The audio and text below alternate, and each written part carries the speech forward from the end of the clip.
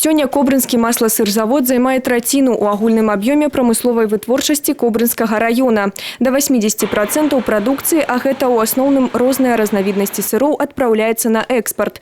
Кобрынскую прадукцыю чакаюць у Расіі, Казахстане, Туркменістане, Узбекістане, Іраку.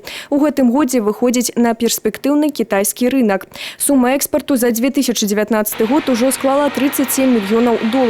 За апошнія гады завод значна аўтаматызавалі. Сёння на прадпрыемстве працуе 567 чалавек. Заработная плата перавышае сярэднюю па рэгіёне. З гэтага года на прадпрыемстве заключаны договор медицинского страхования работников. Я как минимум раз в месяц бываю на разных предприятиях.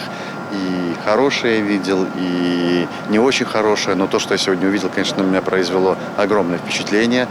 Это я просто хотел поздравить и город, и коллектив с тем, что у них есть такое производство, потому что это очень достойно, это еще раз доказывает, что при должном подходе, если есть хороший хозяин, если есть продуманная стратегия, все можно сделать в нашей стране, и ты будешь очень успешным бизнесменом.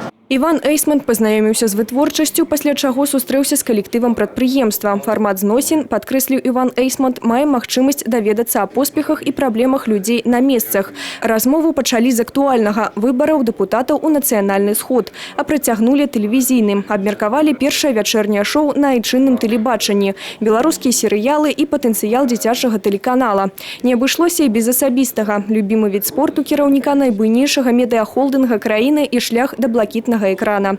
Іван Эйсман прызнаўся, што першы раз у Кобрыне пабываў яшчэ дзіцём. Гэтая паездка – другая сустрэча з горадам.